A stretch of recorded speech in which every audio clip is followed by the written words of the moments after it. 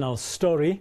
Unconfirmed reports are placing the death toll at 7 as protests continue in Iran. Protests began last week. In fact, today it's on their 6th day following the funeral of 22-year-old Mahsa Amini. She died while being detained by morality police in Tehran for what's been described as unsuitable attire.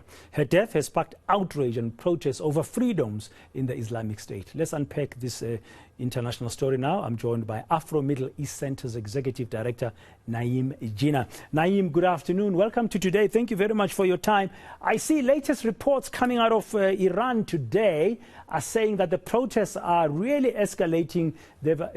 Several police stations have been set on fire, including in Tehran and other Iranian cities. There is no letting up in the anger and outrage being expressed by the people of Iran for the death of the young lady, 22-year-old Amini, last week. I mean, should we be expecting this to continue? Is this going to be like a type of an Arab Spring uprising in Iran?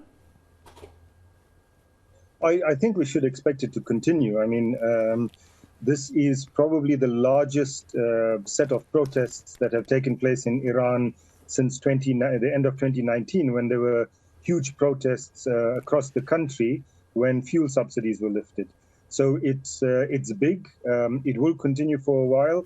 I don't think that it's a kind of revolutionary moment or Arab, or in this case Persian, I suppose, spring type moment. I don't think that this is any kind of substantial threat to the regime, but the protests, certainly the protesters, are not willing to stand down just yet.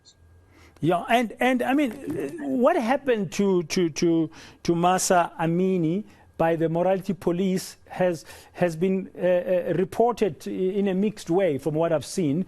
Government is maintaining a particular position, and on the ground the people are maintaining a particular position. Her father has come out and said the government is lying about how she died. Yes, I mean, it's not exactly clear. So there are some eyewitness reports that suggest that when she was in the police van being taken to the police station, that she was, or to some re-education center, that she was beaten in the police van. The government, of course, is denying that there was any beating, and they've released a video that shows her kind of simply just collapsing in a hall somewhere, which her parents, her father has said, you know, looks like it was edited. The government is also claiming that she had a heart attack, and this was related to some kind of pre-existing health conditions, which again, her family is saying that there were no pre-existing conditions. She was very healthy. And so exactly what caused her death seems to be not entirely certain, but there is definitely a feeling on the ground that the story that she was beaten is the correct version of the story, is what actually happened. You know, that's the kind of repression of a woman being beaten, together with the feeling among many people that these kinds of laws around dress, for example, impinge on their freedoms, means that people are really angry and upset. You know, also just on the dressing issue, while this has been a law since the revolution in 1979, over the past couple of decades, you know, the application or implementation of the law has been kind of quite relaxed. So the last time I was in Iran, which was when those protests took place in 2019, you'd find women with half their heads covered, in some places not at all. But with the new president who came into power last year, these laws are being implemented much more strictly. And so you're finding that this kind of harassment is taking place. Yeah, and I see reports coming out of Iran that are saying that women are playing a more prominent role in the current protests. That was to be expected.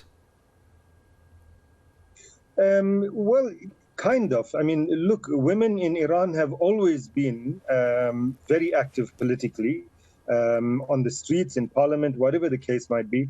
We saw that, I mean, from the revolution in 1979, whether they were kind of Islamist type women or leftist women or whatever the case might be, but women formed a huge part of the protest then and beyond that. So the 2019 protest, the green revolution, as it was called, 2008, 2009, women have always played a very important role, a very prominent role.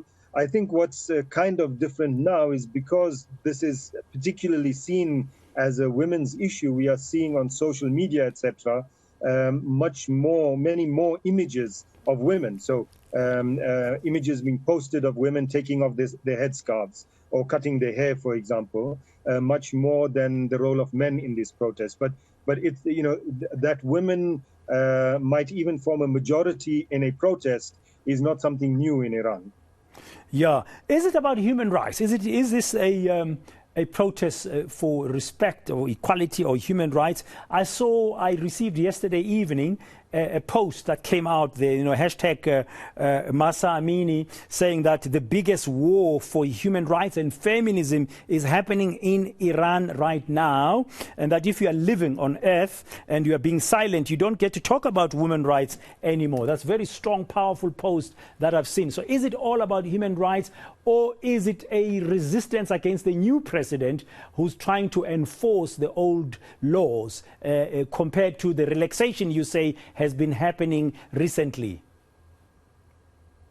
Yeah, I mean, firstly, anything that says that this or that is the biggest or the smallest or the most important, I take with a big grain of salt. I mean, compare women's rights in Iran to Saudi Arabia, for example, there's no comparison. But your question, is it about human rights? Yes, it is about human rights. People feel that they have the right to dress as they wish. People feel that this impinges on their right to free expression, their right to free movement, etc. So a number of kind of basic rights, it is felt by people on the ground, are being disrespected here, and these laws disrespect. So even before last year, even before Ibrahim Raisi became president and the implementation of the law was kind of relaxed, as I said earlier on, the law was still on the statute books. It still existed. It was still illegal for women not to wear headscarves. And that is the kind of freedom and right that people feel are being violated. Okay, thank you very much for your time and your insights as usual here on Today on eNCA. That's Jeenah from the Afro-Middle East Centre, giving us a sense of some analysis of what's been happening in Iran. Those protests are continuing now in their 6th day, and at least 7 people are reported to have been killed. And the latest reports coming out of Iran this afternoon is that several police stations have also been attacked today.